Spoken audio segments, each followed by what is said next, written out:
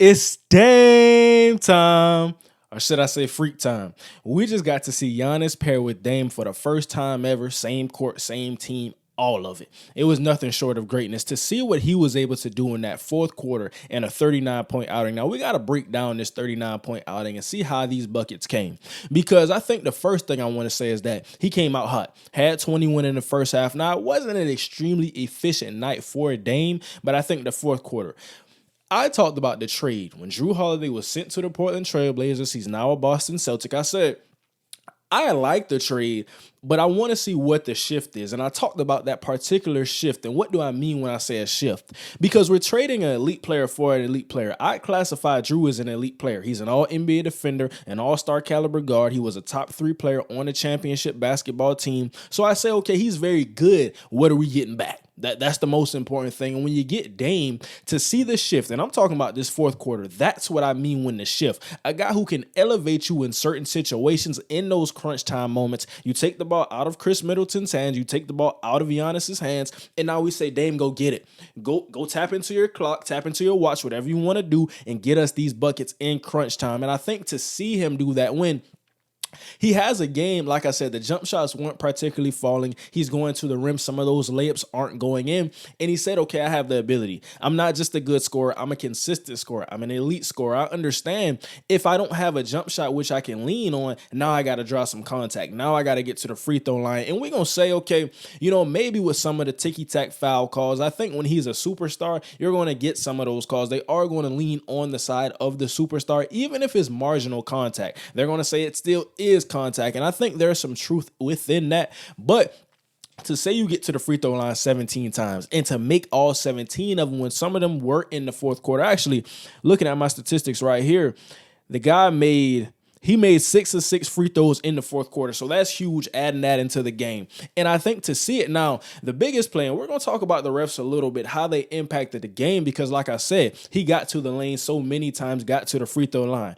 But on the particular play that a lot of people are outraged about in Philly fans, they're going to talk about the play. Now, yes, Giannis traveled. I'm not even going to talk about it like that. I think he did travel. I think we can still say it's a good win for Milwaukee while still acknowledging a bad call and something that was missed on the ref's behalf. Now, understanding what a travel is, because some people may not understand.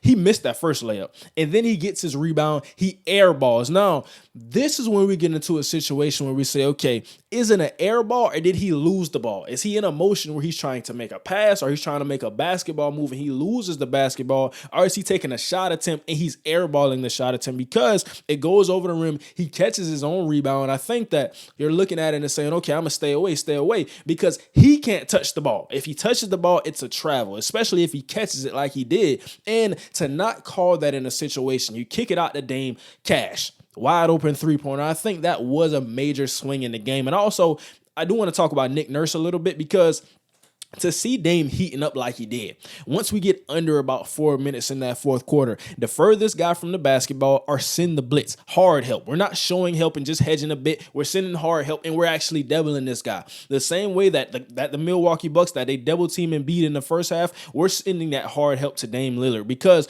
I think it's something that you had to do just to get the basketball out of his hands and make him make a passing decision. I think especially on the last play where you challenged the foul call, now you got a guy in Dame who's getting to the basket and he's taking the layup and he gets the foul, and now Nick Nurse challenges the call. I think that was something I didn't understand as well, because also, like I said, you could have deferred this guy from the basketball. You could have blitzed this guy, make him pass the basketball instead of getting to the lane. As soon as he puts that ball on the ground, I'm coming and sending the help immediately. Those are different types of things I think we can point to and look at. Overall, a good game. I do want to say that I did like what I saw from both teams, but you got a guy, and this was a team who was absent of Harden in Philadelphia. Now, he packed up his bags. He wanted to come on the road trip to Milwaukee. Nick Nurse and the guy said no. We're going to talk about that a little later. Did this game raise or lower James Harden's stock in terms of being a Philadelphia 76er this year? Because we got a guy in Tyrese Maxey who's blossoming into a star. I've said it last season. I said it the season before that. We watched this guy on the basketball court. I want to pull this up to show you. The guy had, in this game, he had 31 points, 8 of 10 from the free throw line, 3 of 8 from the 3, and 10 of 22 from the field.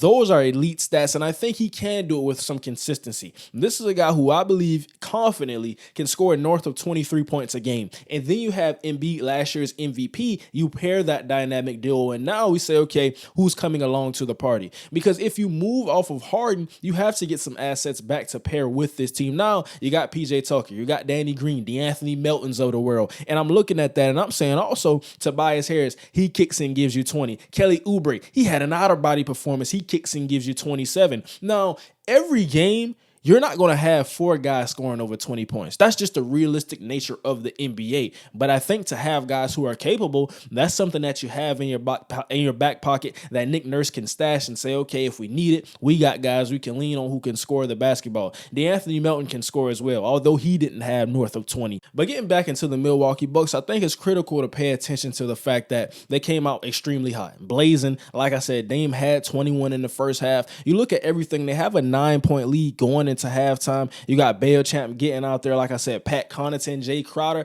Why is Jay Crowder? It's like he spawns on good teams. I thought about him with the Phoenix Suns. I thought about him with the Miami Heat. I thought about him with the Boston Celtics. Jay Crowder spawns on a good team who has a shot at winning a ring. He's like Patrick McCaw from a couple years ago who played with the Golden State Warriors. He just spawned on that team and won 3 rings back to back. So I think that's something that's just crazy to look at. But overall, you look at it and say, okay, now we got to pay attention to it. Giannis, a guy who I think did not come along to the party in the magnitude in which we usually expect. We expect somewhere around 27. Now, he had 13 rebounds on the night. Still had a double-double, and it's crazy to say 23 and 13 was kind of a mundane night for a guy like Giannis, the Greek freak. However, though, I point to those turnovers. I point to all those missed free throws. He could have easily had 30 in this game. The guy went 3 of 9 from the free throw line. So I think he's been up and down with his free throw battles, but just in a game like this, you want to knock down some more of those. I think that's something he's going to look at, put in some extra work after the game, knock down some more free throws in the gym. But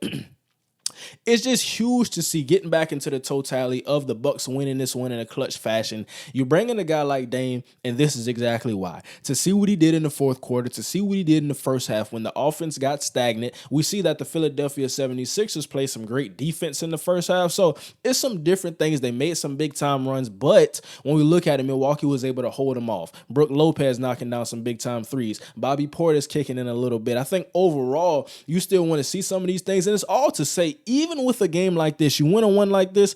Now, understand, Chris Middleton had 6 points. He had a plus minus of 14, but he went 2 of 5 from the field. He is going to get more involved. I believe he's a guy who can give you 20 a night, at least 18 a night, if you want to notch it down just a bit. However, I think that we saw 2 good teams in the East. It's going to be something to watch. I finally feel like it's true parity within the league. Within the NBA, we can go Philadelphia, we can go Boston, we can go Milwaukee. In the West, we can go Phoenix. Los Angeles beat Phoenix last night. We can go Golden State. Sacramento is still to show us some good basketball. So it's a lot of things you can talk about, and not to mention Denver. Denver came out hitting. I want to see what they do in their next game because they looked big time. Look like they're ready for a repeat. But let me know what you think down below in the comments. What was the biggest reason to Milwaukee winning this game?